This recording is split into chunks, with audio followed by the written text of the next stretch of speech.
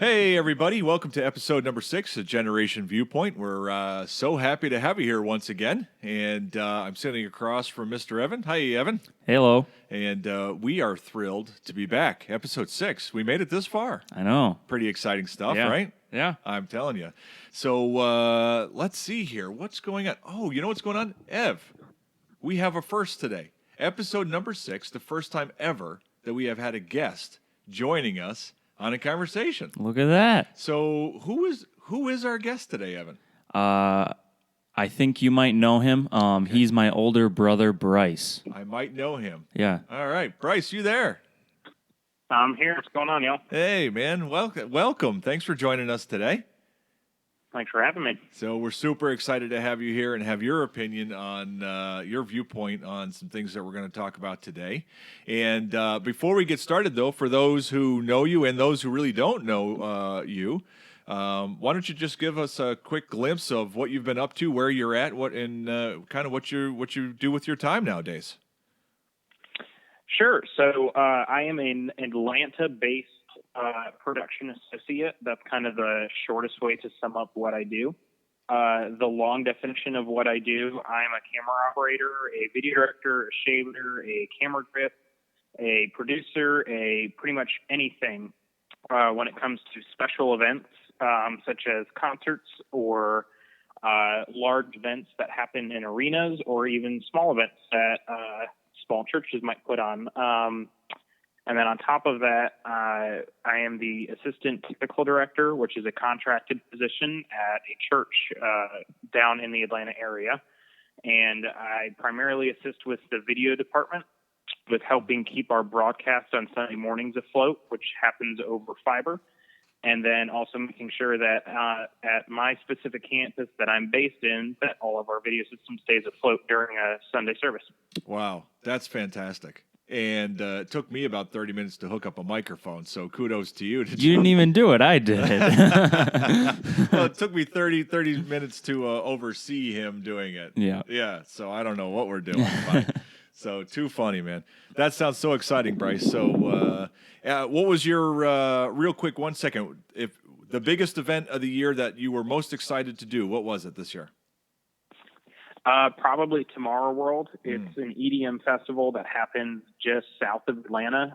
That's one of their locations. They have another location in Brazil, and then they have another one in Belgium, I believe. Yep. They had I think they said they had about 200,000 attendees this year, and I worked the main stage, which featured artists like Tiesto, David Guetta, Adventure Club, I think Chainsmokers was there, and then a couple other big-name EDM bands. That's awesome. I know when I heard that you were going to be doing that, I was kind of jealous because I wish I could get on a plane and go down there and be at that festival myself. So even though I'm old, as you guys would call me, I still happen to love my EDM music. So go figure. But all right, well, why don't we jump into the show? And Ev, last time we were together here, we kind of talked about that we were going to talk about dating, first dates this time around. Yeah. Now, you've been spending some time trying to put some thoughts together. So why don't you take us? Where are we going with this? Well, the first point I want to bring up here, Okay. with first dates, Yes. the first thing that popped in my head was that Bryce's girlfriend, He does have one. he has one. Yeah, met her. Beautiful. Yeah. Yeah. And I just want to ask him if he brought her on a proper first date. Ah, yes. Bryce, the pressure's on. Short answer, yes, I did bring her on a proper first date. Well, there you go. Yeah. Excellent. And how long did it take you to bring her on that proper first date? Wait, now, so just to go backwards a second, this is after they got over not liking each other, or is this before, Obviously, the first date came after they didn't. Yeah. They got past not liking each other, right? Yeah. Which, Bryce, I still find that extremely amusing. Why do you find that amusing? I don't know. I think it's great when you go from a place where two people may not like each other so much to a place where you really appreciate each other and all that you bring to the table. That's kind of cool, right? Yeah, I guess that's one way to look at it. Excellent. Very good. So what would you consider a proper first date? In my opinion, a proper first date is a date where you can sit down with the person you're taking out on a date and be able to ask them questions or just talk about things going on in general and get to know them better, without it being a loud environment or without it being somewhere that is going to be where you are going to be easily distracted. Gotcha. Okay. So would you say a concert is not a good first date? Ooh, that's a good No. question. I know. Not a good first date, a concert. No, because at a concert you wouldn't really be talking. Now, if you knew it was like, I guess I should explain it a little bit more.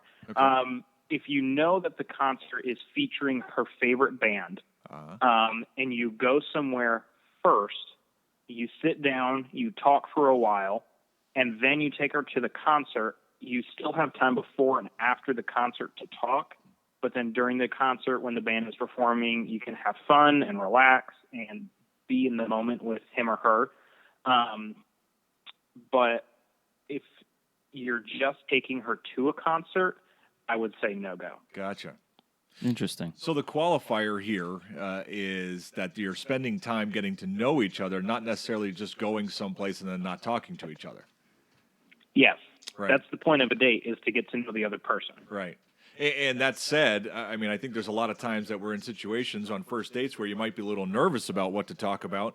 And so you go to a movie or something like that so that you don't have to talk, right? Because you don't even know what to say. Yeah, but at that point, that's not even a date. That's just a cop-out. I love it. You know, I got to tell you, so when your mother and I were dating, I remember one day us driving down the road in the car, and we weren't talking in the car. And I remember thinking that I knew this was a relationship that was going to last because we were 100% comfortable being together and not talking at that moment. Because up until then, you felt that pressure where somebody always had to be talking or filling the dead air. You know what I mean? Yeah, well, that's the difference between, going on a first date and then you've been dating for a while and going on a date. Like my girlfriend and I now, we both really enjoy movies, and we love, especially scary movies. We love going out to see horror movies together. Yeah. Now that we've been dating for a while, if I see a new horror movie or a new scary movie coming out, I already knew to make it a point to make that a date for the two of us, because that's what she enjoys. We've already had a number of conversations. Okay. So now I'm not feeling like I need to get to know her every single time I take her out on a date, because we're in constant communication. I'm constantly learning something new. So going out to a movie and not talking for a couple hours is fine, because although we aren't talking, we're both doing something that we both love to do together. I love it. But on a first date, I would say no go. Okay. Evan, have you ever had a proper first date, or how would you even define? You asked Bryce a great question, but Yeah. what about you? How would you define a proper first date, and have you been on one? I would probably define a proper first date as a little bit of the same as Bryce said, but also I feel like a proper first date should be going out to a meal and then maybe some event. Who pays? The guy, pays. unless the girl refuses. Okay. Yeah. Unless she refuses. No, you take the check out of her hand and you pay. There you go. Tackle her in Olive Garden and say, this won't be proper unless I pay that. That's awesome. That's right. But I would probably say I have not been on a proper first date. Okay. All right. So, Excellent. yeah. What was your first date? Oh, man. My first date, I got to be honest, okay? I don't remember what my actual first date was. I remember dates gone wrong. I remember the one thing that stands out the most right now is probably a pivotal moment in my life regarding a date, okay, would be with your mother and I when we first started dating. And we had been dating for a very short time, and we were about to go on a date one night, and I was home getting ready to go and everything, and gotten out of the shower, standing in front of the mirror, I'm brushing my hair and getting ready, and all of a sudden it strikes me that this is the girl, I'm about to go on a date with the girl that I have known that I've wanted to marry for probably 6 years. And for now, right, all of a sudden now we're dating, and I can't mess this up. And I also can never hurt her, because this is like the lady. This is the one. I knew it. Here she was. And now I can never hurt her. Before that we had dated, right? And you go on a date and then you go your separate ways. There's nothing, no big deal. But this was like, I got to make sure I don't hurt her ever because she was so special. So I remember that one. It wasn't the date itself. It was the going into that date and knowing that relationship was going somewhere. So, Yeah. Bryce, do you think the same way? Like when you're in a relationship and things are getting serious, are you more cautious in what you do on your date than not? No, I don't really think so. I mean, there definitely is that point where you kind of start to enter that territory of you feel like, oh, he's the one or oh, she's the one. And you do kind of start to look at what you do more, Yep. More critically. Uh-huh. But I don't really think it hits a certain point of like you're in a sense you're almost over analyzing of like, oh, this is, she's the one. What are we going to talk about? What are we going to do and whatever? Because I feel like at that point, you almost know that he or she will have fun on the date. I gotcha. Okay. And you kind of start to get that better sense of what they do and do not enjoy. Mm-hmm. So you already know before the date happens, like they'll leave here having a good time. And I mean, I kind of lucked out, and the girl that I'm dating, she just loves to do new things, and that's exactly what I love to do. So anytime we go on a date, I try to make a point to go and do something new. I gotcha. Which kind of helps me because then I know at the end of the date, even if it was a horrible idea, it was something new that we now can say we did. So it still ends up being a perk. I see. So, are there things that you shouldn't do on a first date? Nah. Pick your nose. That's one. Fart in the car. Oh, I think they call it. Well, that Dutch oven requires a blanket, so that wouldn't be on a first Well, date. if you have a muscle car, all you have to do is press the gas a little bit when you do it, and they won't even notice. So They'll smell it. that's right. That's true. So what is it? What are the things that you shouldn't do on a first date? Would you do yoga? Would you do yoga on a first date? First off, no guy should ever do yoga. All right, that's some of those positions are going to put you in a in a bad place. Yeah. Well, I just happen to know somebody who is a guy who does do yoga. He doesn't just do yoga; he does hot yoga. And he always walks around saying he has a hot yoga instructor. I know who you're talking about, and that's awesome. I hope he gets to hear this. So.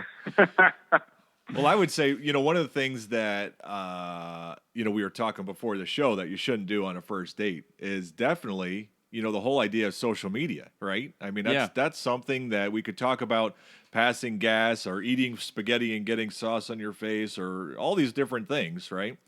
But the social media in modern times, I think, is one that you really got to be careful with, no? Yeah, I agree. Yeah. Yeah. Because it's easy, you go out to dinner now and you look across the room and you see two people sitting there and they're staring at their phones. They're not even communicating with each other. They might be texting each other. Yeah. They could be texting each other, right? Yeah. So what do you think the social media protocol is when you're out on the date together? What is that? Now, this is not, after you've been together for a long time and whatever, but let's say it's in the beginning of your dating thing. Social media. What do you do with it? Do you use it? Do you not use it? Do you take pictures? What if she's taking pictures? Where do you go with that? I think that taking some photos is okay. Okay. Because a couple of photos are always cute. Yeah. Yeah. But I always find it strange when I go on Instagram and my entire feed is full of their date. Okay. Because it shows that they just want to show everyone that they're dating.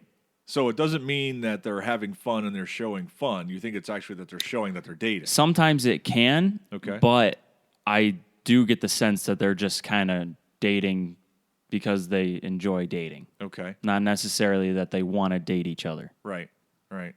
Bryce, what's the rule? You go on a date, and what do you do with your social media while you're out on a date? Personally, I don't touch my phone. while I'm on dates unless somebody texts me and I've been waiting for that message, or someone calls me, or if I am gonna find directions to the next place or whatever. But when it comes to things on social media, I think on the first date it shouldn't be a thing that you do. Yeah. I think it's okay if you post a picture of like just had a great dinner at Branch Water, which is where I took my girlfriend on our first date. Yeah. Or second place that I took her on our first date was a Cafe Antico. Leaving Great there cannolis. again, they do have really good cannolis. I prefer their Nutella gelato. Okay. Yeah. So it's just, I don't know, it's just really good. But yeah, so posting a picture of like where you've been, I think that's okay. Okay. As long as you aren't doing like hashtag first date, hashtag insert girlfriend's name here, hashtag, future wife. Like I think you have to kind of watch what your caption is to the pictures. Yeah. But I think that's okay. Now, if you're blowing up your Instagram feed with pictures of her, or pictures of the food, or pictures of her eating the food, or pictures of your Google Maps of where you're just constantly posting things. Yeah. I think that kind of defeats the purpose of being on a first date, because Sure. you're no focused on the date, you're focused on your phone. You're distracted from the person that you're with, right? And you're Yep. someplace else inside your phone. That's like when you guys were younger, right? And we'd go to a holiday event, and I'd be like, "Hey, put your phones away and be present, be here, be in the room with the people that are here," right? Yep. So that's fantastic. So if we're talking about social media, let's jump into this just for a quick minute. Before we get to the end of the show, who's on what? So Facebook, let's use that for an example, right? Old people. Wow. Wow. I know, right? Straight to the chase, Bryce. He doesn't waste any time, man. So it's invented for not at college all. kids. I know. It's invented for college kids. Then all the kids take over. Then the kids' parents jump on it. Then the kids' grandparents jump on it, right? Yep. So the kids leave. Is that how it works? Yeah, I mean, there's kids still on there. Like, people yell at me all the time for not being on Facebook. Yeah. Because I go on Facebook probably once a month just to check my inbox and whatever. Sure. But once grandparents took over, I feel like everyone retreated and moved on to more trendy Okay. topics. Yep. So So what's trending right now? Is Twitter trending right now for the younger crowd? I don't think it's more trending towards younger crowds. I know there are some, there are a few of my friends that are still on Twitter, Yep. but not many. Bryce, how about your group? You're 20, and is your group on Twitter as well, or are they off of Twitter now? I honestly couldn't even tell you, because I have a Twitter, but I haven't actually used my Twitter in probably a year now. Okay, all right, So I'm not even really on it anymore. got it. All right, so Instagram. Who's using Instagram? White girls. White girls.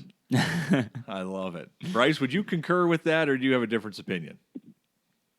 I wouldn't just say white girls. I would just say anybody in the younger generation. Yeah. Okay. Mostly white girls. And what about Snapchat? White girls. What's up with you and white girls, man? I think you're saying that because all you know is white girls. That's it, right? Probably. I mean, we live in Pennsylvania, so it's Yeah. not your fault. Yeah. Bryce lives in Atlanta. He has a lot more exposure to all kinds of. I'm not people, saying right? that white girls are the only ones that use those social medias, but Yeah. I'm just saying, when you think of Snapchat and Instagram, you think white girls. Just like Starbucks or What do you think of when Starbucks? white girls. Starbucks, you think of white girls? Yeah. It's funny because I spend most of my time at Starbucks. That's what I was just thinking. I don't understand. Now, Well, see, I love Starbucks. You I'm basic not a white girl. Hey. I'm not a white girl, and I love Starbucks. Yeah, I'm not saying that you can't go there. Starbucks, the groups that kind of come to mind when I say Starbucks is hipsters and white girls. Okay. Those are the people that first come to mind, but mostly white girls, just because most of the drinks that you get at Starbucks are sugar. Yeah. And then a little bit of coffee. So wait a minute. If in your opinion and from your viewpoint, white girls are on Instagram and they're on Snapchat, what are white boys on? Because I see you and your friends using social media. So what are you on? ESPN. Stop it. You're not. I know you're not, man. Bryce, this guy's lying, and he's sitting right in front of me. I could have told you he's lying because I know he's not that big of a sports guy. None of us are. Yeah, I'm on Instagram mostly. Instagram. Yeah, I'm all about the pictures. But well, I'm also you on are. Snapchat. You love your photography. I There's do. no doubt about it. So. I do. And you're on Snapchat as well. Yep. I don't even have a Snapchat. So I'm a Facebook, Twitter, Instagram, LinkedIn. But that's more for business, professional stuff. That's where they gather now, and that's where I hang out. So, but very good. Well, they're growing and stuff, and we're winding down here on time. So we're gonna have, before we wrap this up, I do have one question from our dear old friend Andy Rooney. You think I'm old? You should see how old Andy Rooney is. But he had a lot of quotes that he said, so I'm going to throw this one out there real quick. So he says, I have learned that opportunities are never lost. Someone will take the ones you miss. What do you think about that, guys? Opportunities are never lost. Someone will take the ones that you miss.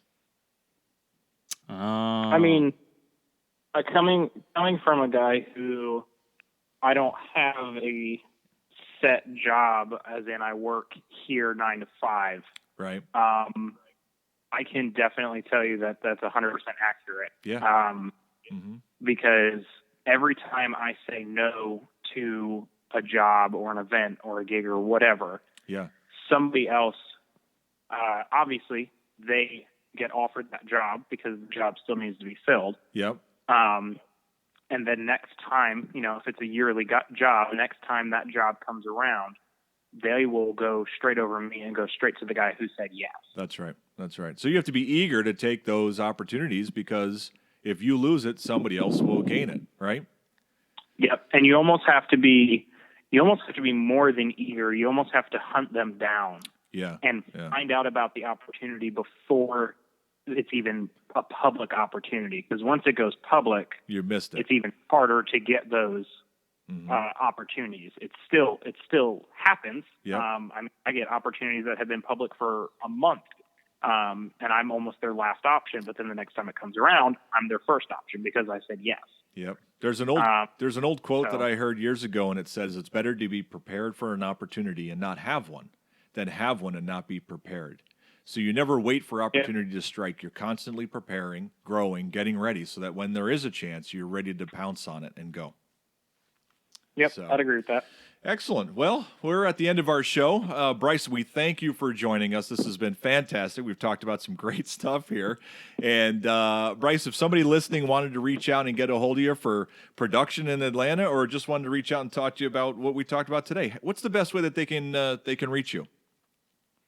The best way to reach me is going to be via email. And I'm sure y'all will put it in the show notes as well, but it's bryce.kongvold@gmail.com. Excellent. Or you can find me on social media. Like I said, I don't really use Twitter. I do actively try to use Instagram, and you can find me at TECHYBLIVE, Techie Be Live. Fantastic, Techie Be Live. Thanks for joining us. And for all the listeners out there, we want to remind you that we'll have show notes online. Our blog has some great posts on there. In fact, there's a new video up there and that you can check out. I want to invite you guys to see our socials, and you can even go on and enjoy our GVP club. That you'll get an email once a week on Fridays with everything that we've done that week of new content. And the next show, Ev, what are we going to do on our next show? Do we know yet? I know, you do not. This is a surprise attack. This is a surprise for you, yeah. This is going to be exciting. So very good. Well, we look forward to talking to you guys again, and have a fantastic week. See ya. Remember, we're on iTunes and Stitcher, and as always, thanks for being awesome.